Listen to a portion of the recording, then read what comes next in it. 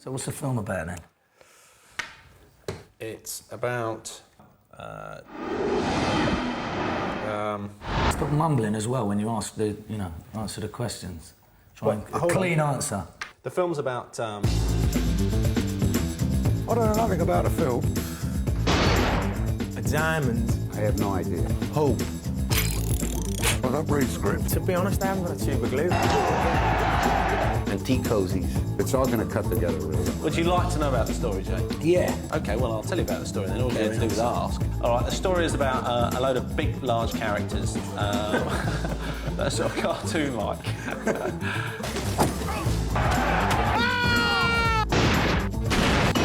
It's really just about having a romp with a load of fellas.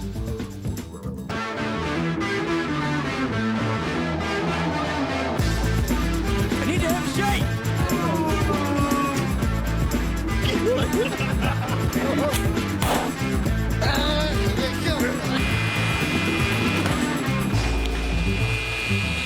You had a huge success with your first feature. What did you decide you wanted to achieve with your next movie? Well, obviously I didn't want to... Check. Hold on. Oh, you can't do that, Jay? Yeah, I can do that. Well, I've just done it. you can't fucking do that, Jay. Yeah, I can. No, you can't. Because it's checkmate. It's No, hold on. What do you mean, hold on? What do you mean, hold on? What do you mean, hold on? That was not there, Jay. No, it was there, Guy. No, it wasn't there. This is Disco Dave. Disco Dave is the first AD. Dave keeps everyone in order. He more or less runs the show. Are you accepting a fine every time you caught, or are you just generally accepting it per hour of playing chess? What's the acceptance? I've accepted the fine for a game of chess. Each game is a fine, is it? Oh, I'll buy that. No, that sounds fair, that. Every day's a battle, and the filmmaking itself is the war. Defeat is not an option. Very good, this guy. There was air in the gate. A lot of air. I took the film out of the gate so we could run on the monitors. And after we finished testing the monitors, I forgot to put the film back. So we did 3 takes. Without any film in the camera. What's the fine for that? And that, well, it's 50 quid a take.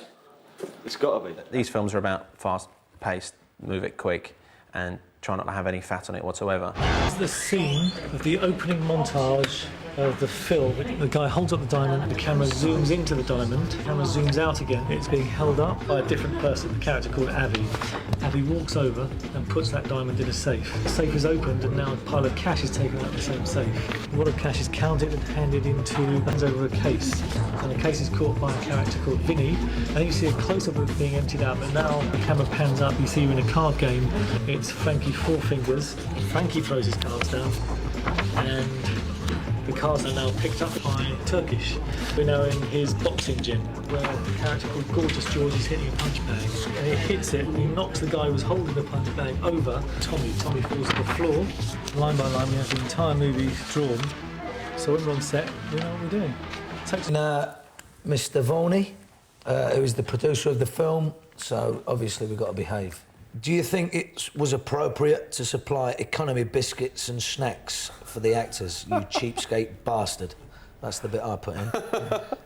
Matt Vaughan, who produced the whole paraphernalia, said that this time there'd be proper trailers, proper food, proper conditions, lobster thermidor at lunch. Not at all. And what are the conditions like? Potato sandwiches, man, if we were lucky. Am I right? If we're lucky. Do you think that's worthy of giving us economy biscuits to eat while we're working for you? Yeah. What do you mean, yeah? No one complained apart from you. That's not strictly true, actually, Matt. I was asking. Everyone complained. At his trailer, they had Amnesty International turned up and were demonstrating outside because they said it wasn't fit for one human to be put An in awful such... day. Awful day. And of course, Mr. Brad Pitt makes an appearance. Was he good in the audition? I actually called up Guy to have a chat with, see if there's anything in the future. And I said, well, as it happens, Brad, we do have something in the future. We were thinking, God, there's nothing in it for him, and fucking hell, we've got Brad Pitt saying he wants to work with us. The guy came up with the idea of him playing the Irish gentleman who lives in a caravan. Mickey! Something that I was going to be very cautious about was it looked like we were getting a big American star and putting him in a small English film just for the sake of putting bums on seats. Now, of course, that's the case. But it was how to make that work creatively, and it did work creatively. Do you think It's a derogatory word. I think pikers can call themselves pikers, but I think it's a bit derogatory if anyone else does. are they insulted by it if you was to call them a piker? Would they? Well, I wouldn't call them a pikey. I wouldn't. No. So you're going to be very wary in the streets because you sort of that term comes up quite a lot in your film. Yeah, but it's a film, isn't it? Maury Jones has placed another chocolate bar on my monitor.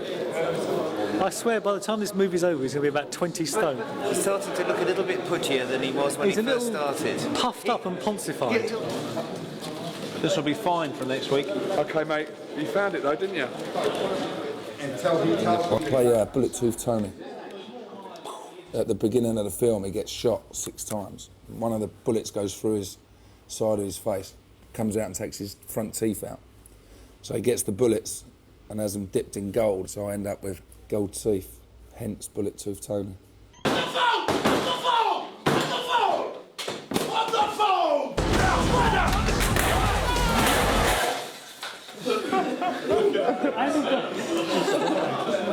You got scared. Pete Wicknell, you're fined. Stuart, you're fined. And whoever that man is with the hat is fined. What for? Being fucking shot. We're going to get Divvy Tommy a new gun. Tommy's getting a gun. I play a character called Tommy. I'm not a trained actor. I never went to, you know, acting class or anything like that. I don't think Vinny has, so there's a lot of similarities. I took him to the dogs the other night, actually, and I gave him a couple of tips on dogs, and he said, well, that's the best you can do. He said, I'm going to give you any tips about the movies. Can't get any better than that. No, sir, not me. How was it for camera? Good? Yeah, good. No hairs on the gate? Just move on. Do you think you'll ever make anything serious? Well, I'm a serious filmmaker, mate. What do you mean? No, I mean without a comedy element in it. Well, the intention was to make this one non-comedic, but you know, it didn't work out like that. I don't know why. But no one would take me very seriously. Let me do you a favour.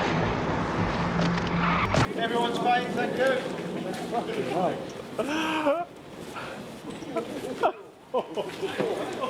Dan, get a picture of this before we wreck it. It's fantastic. Oh my God. Dan, look inside the car. Look, take a picture. Fuck. Yeah. Might have to change the dialogue a bit for that. I suppose we can go again, really, can we? Right?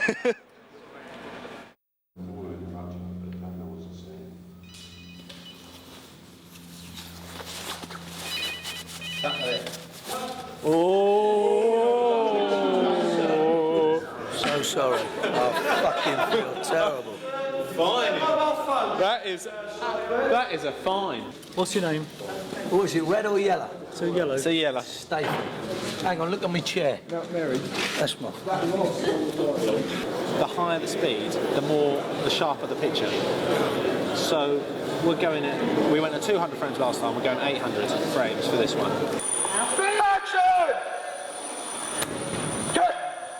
Look at that, that is class. That is fucking class there. Scott comes up, punches Bradley. Bradley takes a knockout, goes into the air, and then as he falls back to the canvas, he impacts on the canvas. That's when we cut to this shot. Turn over!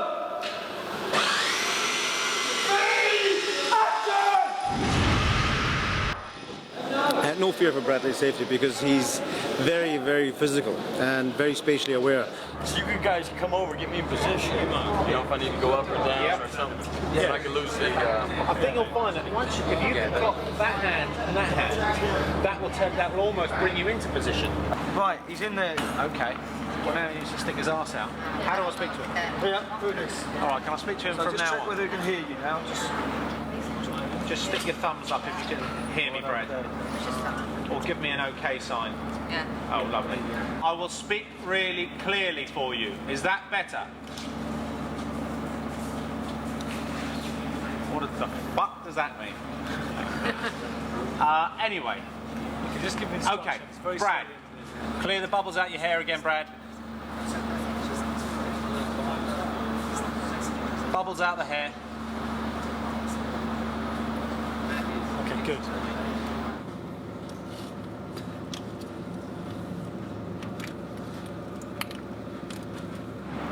Okay, we're very very nearly there. You've just got to roll that front shoulder over a bit. That's, oh yes, fuck me, you're nearly on it. Stand up fractionally. Stand up fractionally. Right, perfect. Action. Let's have some action. Let's take that away. Action.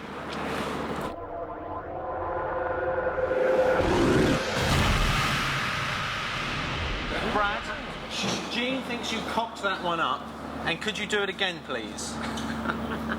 I love you, baby. But we'll have children and, you know, all that sort of stuff later.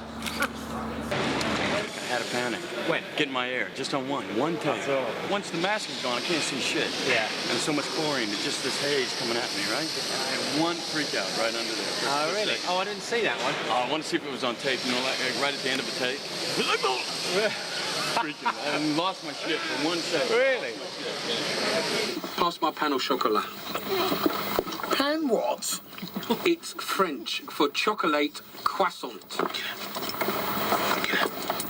Croissant is French. There you go. Oi.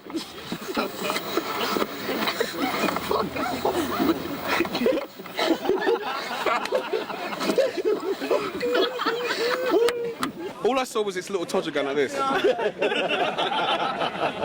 I thought, actually, probably a bad time, actually. To see you, I've got to go up to 160 to see.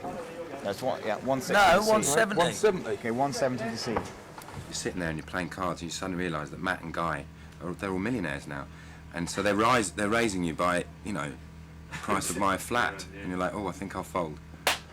Do you produce films like you play cards? No, I think I take bigger risks on the films than I do on cards, actually. Okay, 170 to see.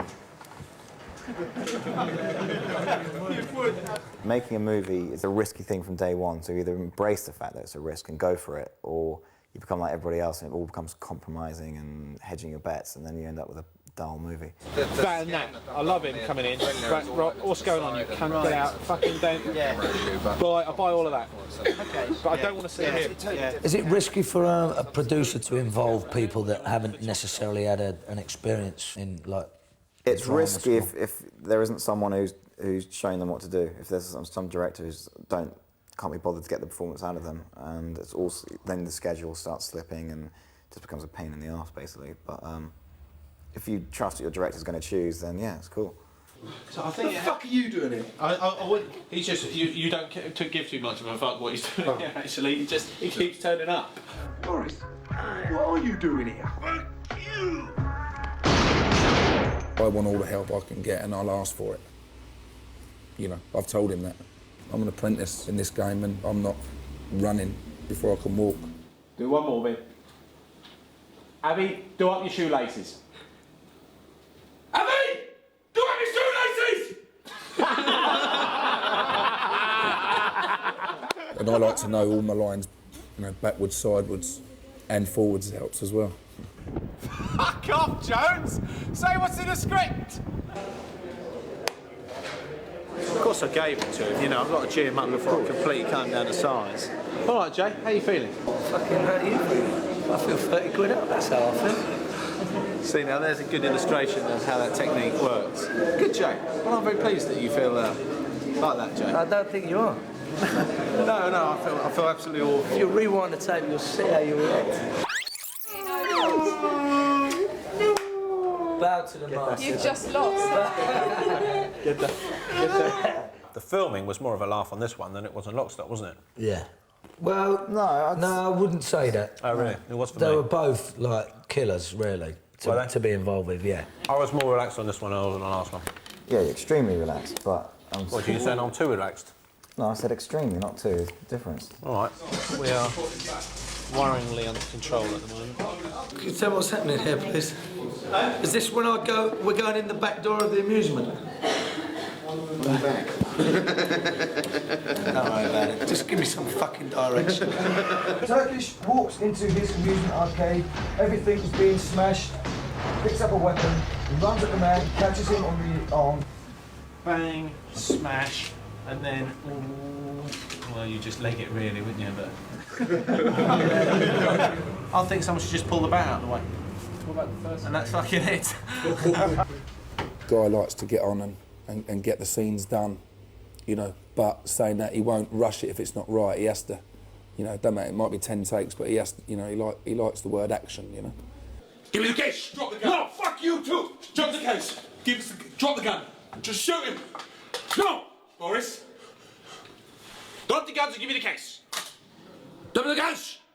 Give me the case. Fuck you. It's my case. Shoot. Guy's influence is always there. He's always got you thinking, because you're not too sure what he's going to do or what's going to happen in the scene. He has a plan and a structure, and then he just lets you create its own magic, I suppose. Action. Jason! Keep going, keep going, keep going! Guy's a one-off, really. His beliefs are very strong, you know, and he believes himself. He has no grey areas when he, you know, if he makes a decision, he knows it's the right one. Let's have a look at what? Your mobile phone. What mobile phone? Hands out pockets. Assume the position. Assume the position. Team. Oh dear. I didn't know it was on, Gardner. I didn't know it was on. Oh dear, I can't remember what the fine was. What was the fine? It was a plant. It was a plant. It's a fucking setup. Stop with your whinge. No, it's a fine before rehearsal was undertaken, so that's £16. I fucking hate you. You're going to catch it tomorrow. I'll give that one to you. I thought you might. I'll give that one to you. I must say, it was... Right, let's start the interview now then, shall we?